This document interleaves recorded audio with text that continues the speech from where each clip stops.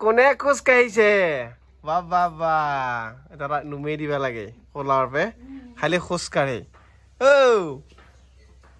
এই চলিহা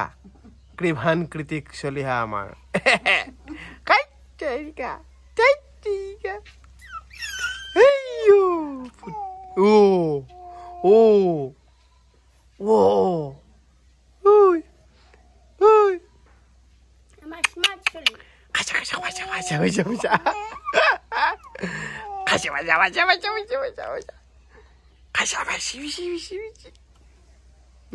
খোজ কাঢ়ে এটা কলাত নাটকেহি খালি খোজ কাঢ়ে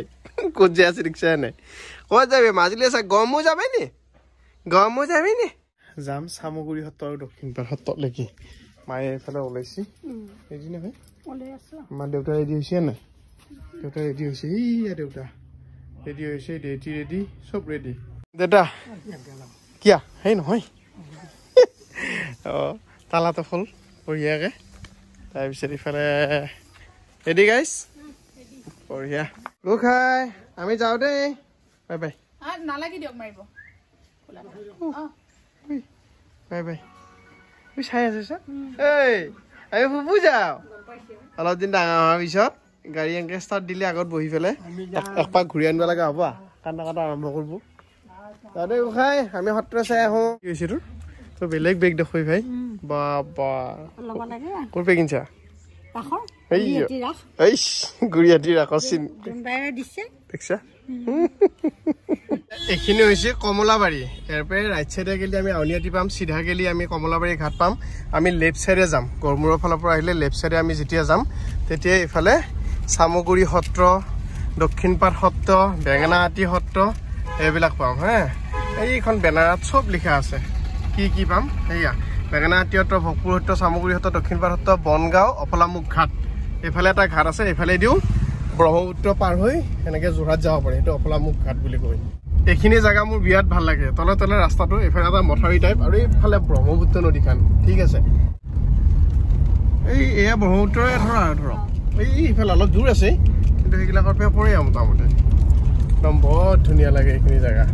আৰু আমি 1 কিলোমিটাৰ গেলি চামগুৰি সত্ৰটো পামেই চাংঘৰ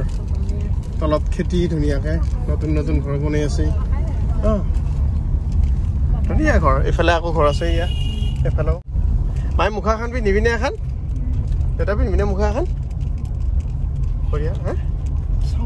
এই মুখাখন পিন্ধি দেউতি পিন্ধিবি মুখা পিন্ধি ফটো উঠাই দিব লাগিব বঢ়িয়া এই চামগুৰি সত্ৰত এজন বিশেষ ব্যক্তি আছে তেওঁৰ নামটো হৈছে পদ্মশ্ৰী হেমচন্দ্ৰ গোস্বামী তেওঁ এই মুখা শিল্পৰ প্ৰচাৰ আৰু প্ৰসাৰৰ কাৰণেই পদ্মশ্ৰী উপাধি লাভ কৰিছে দেশৰ সৰ্বোচ্চ সন্মান এইজন দেখিছেনে বহি আছে চশমা পিন্ধা যে মানুহজন তেওঁ ব'লা তেওঁৰ লগত চিনাকি কৰি দিম তেওঁৰ লগত দুই এষাৰ কথা পাতোঁ ভিতৰত লাগি যা ধুনীয়াকৈ যাই থাক এই তোৰণটো দি যা দুটা ক'ত যায় আছে এই তোৰণটো দি যা আকৌ চামগুৰি সত্ৰ মুখা বনাই আছে মুখা চেনে মুখা কিমান ডাঙৰ আৰু এখন ইয়াত আছে এখন ভালে আছা কাম চলি আছে বঢ়িয়া কাম চলি আছে মুখা বহক কেতে বহক হয় প্ৰতিষ্ঠা কালৰ পৰা এটা বিদ্যা এই সত্ৰখনে গ্ৰহণ কৰিলে আৰু সেই বিদ্যাটোৰ নামেই হ'ল মুখা সজা শব্দটো মুখা পৰিধান মানুহৰ মুখত ভিতৰি এখন মুখ আৰু বাহিৰে এটা বেলেগ চৰিত্ৰৰ মুখ প্ৰকাশ সেইটোৱে মুখাত থাকে আৰু সেয়ে আমাৰ ব্যৱহাৰ হৈ ক'ত নামঘৰৰ ভিতৰ ভাওনাত আমাৰ ঈশ্বৰৰ কথাত বা ৰামৰ কথাত একোখন নাটক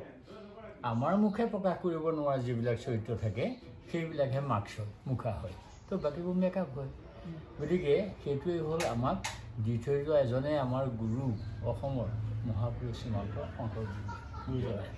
তো গুৰুজনাই সেই নাটকত ব্যৱহাৰ কৰিলে আৰু প্ৰথম নাটকখনৰ নামেই হ'ল চিহ্ন যাত্ৰা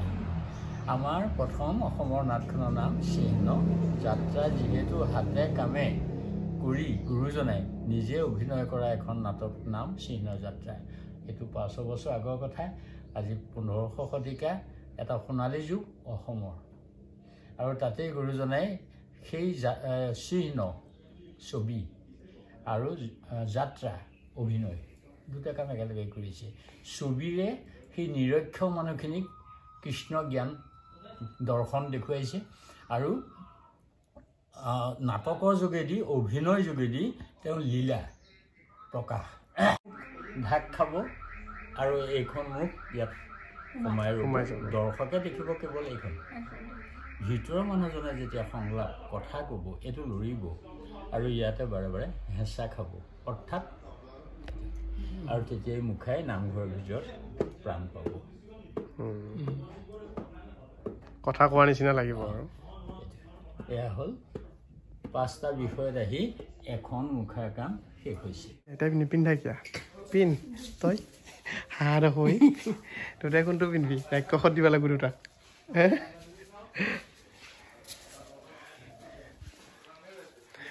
এখন পদ্মশ্ৰী পিন পিন পিন কি হ'ব বা কথা কৈ এতিয়া কিবা এটা সেয়া হৈছে দে এতিয়া হৈছে সেয়া তই কথা কওঁতে লৰি আছে নহয় পিন্ধি এই মা তামাম অৰিজিনেল ৰূপটো ওলাইছে নেকি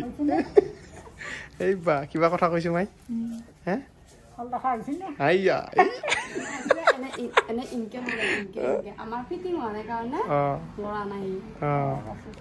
ক'ৰবাত হ'লে কথা এই থুথুৰিত লাগি থাকিব লাগিব আকৌ এই বা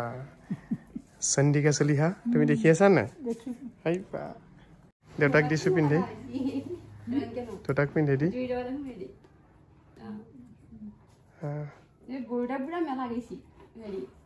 হ'ব ন যাব ৰ দেউতা এতিয়া কিবা কথা ক'ব নহয় বুজি পাইছোঁ হয়তো একদম বেলেগ লগা হৈছে দেউতা কেনেকুৱা লাগিল এতিয়া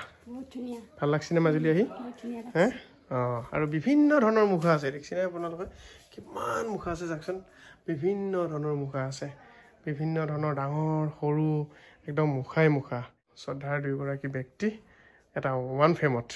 এখন বিশেষ ফটো অসমৰ কাৰণে দেই অসমৰ কাৰণে এটা ডাঙৰ কথা এইকেইটা ধুনীয়া বনাইছে দেখিছেনে বাঁহৰে এইবিলাক অৰ্ডাৰ এইবিলাক বাহিৰৰ পৰা মানুহে ফৰেইনৰ মানুহে লৈ যায় এইবিলাক অৰ্ডাৰ দি পুতলাটো লৈ যাচোন দেউতাক পিন্ধি দি একবাৰ এইটো পুতলা সেইটো পুতলা ৰাখি আনি উজাইছোঁ লৈ যা দেউতাক পিন্ধিব দেই একো নাই দেউতা একদম বঢ়িয়া লগা হ'ব দেউতা এইটো পিন্ধিছোঁ একবাৰ ধুনীয়া লাগিব একবাৰ পিন্ধি চাওঁ একো নহয় এইটো হেৰি অসুৰ এটা পিন্ধি পেলাই কথা কবি হে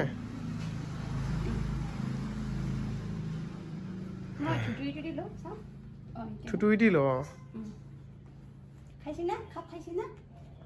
খাইছে নাই কিবা কৈছোন দাদা কিবা কথা কওঁ মোক এই দি তুমি এই দি ৰ'ব দে এই দিলে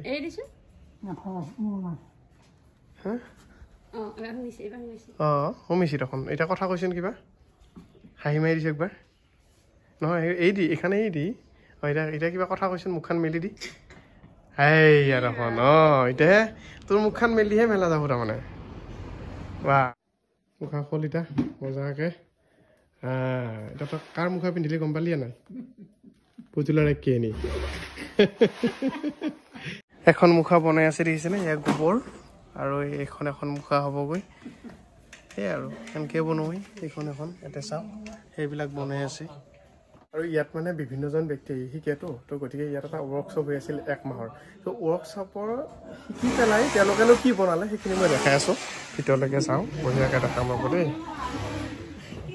তেওঁলোকে বনাই আছে এইখিনি চাওক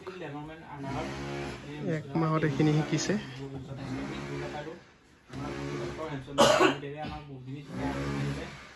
পথৰ মাজেদি বঢ়িয়া ৰাস্তা এটা আহি আমি পালোঁ দক্ষিণপাট সত্ৰ অসমীয়া প্ৰতিদিনৰ বেনাৰ এখন মাৰি থৈছে এইফালে এতিয়া দক্ষিণপাট সত্ৰ এইটো মথাউৰি কিন্তু একদম ধুনীয়া ব্লক পৰা মথাউৰি মানে ধুনীয়াকৈ বনাই দিছে আৰু পৰ্যটকৰ কাৰণে কাৰণ পৰ্যটকবিলাক বাহিৰৰ পৰা আহিলে ৰাস্তা চাস্তা এইবিলাক বস্তু চাই না আৰু কমিউনিকেশ্যনটো হৈছে মেইন যেতিয়া ৰাস্তা ভাল হ'ব তেতিয়া জাগাবিলাকো ডেভেলপ হয় তো সেই হিচাপে বৰ ধুনীয়াকৈ বনাইছে এয়া চাওক পৰম্পৰাটো ধৰি ৰখা এখন সত্ৰ তাৰমানে এই এখন তোৰণৰ তলেদি আমি যাওঁ ভিতৰলৈকে সোমাই বই এতিয়া মই বোলে কুৰ্তা ফুলটো পুৰা উল্টিছি গাছডাল তাৰমানে ওপৰ ফালে হ'ব লাগে গছটো এতিয়া ওপৰ ফালে হৈছে এতিয়া তাকে আলোচনা কৰি আহি আছে কাৰ ভুল কি ভুল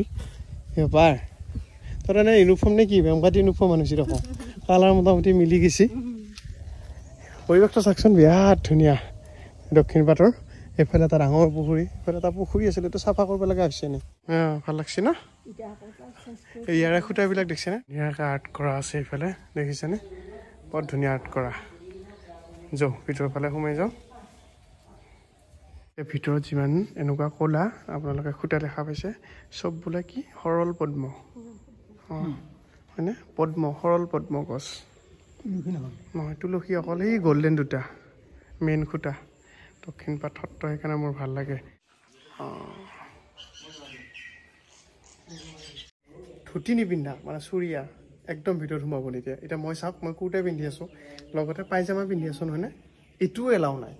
এইটোও এলাও কৰা নাই কেৱল ধুতি অকল ধুতি গতিকে আপোনালোকে যেতিয়া আহিব ধুতি পিন্ধি আহিব নহ'লে ভিতৰত কিন্তু সোমাব নোৱাৰিব মেইন এই খুঁটাটো আৰু এই গল্ডেন কালাৰৰ খুঁটাটো হৈছে তুলসী খুঁটা কিমান ডাঙৰ তুলসী গাছ আছিল ভাবক বাপৰে বাপ এনেকৈ তাৰমানে আকলা মাৰি ধৰি দুটাই লগ ধৰিলেও কিজানি নহ'ব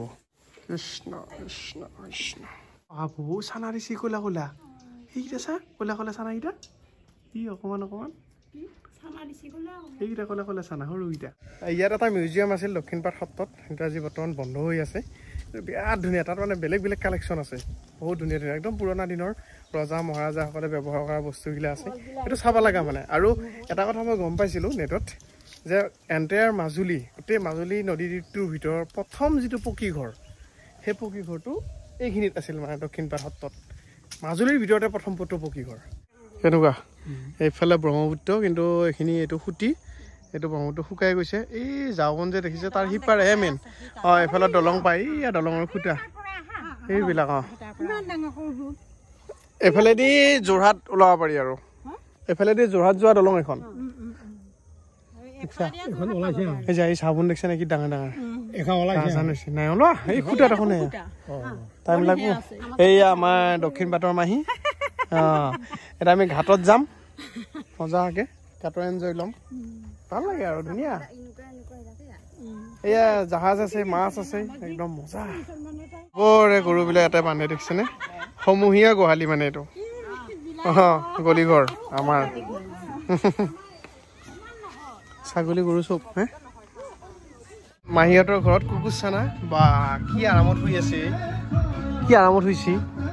যিখন আমাৰ দক্ষিণ পাটৰ পৰা একদম যোৰহাট সংযোগী এই ব্ৰিজৰ খুঁটা এয়া বনি আছে ব্ৰিজ হলে টেনশ্যন নাই আমাৰ পুৰা ফুল পেক গাড়ীত জাহাজ হৈ নাহিলেও হ'ব এতিয়া অলপ পিছত মানে কি টাইম লাগব বাৰু হয় এতিয়া কিমান দিন পিছত আহিছে ঘাটত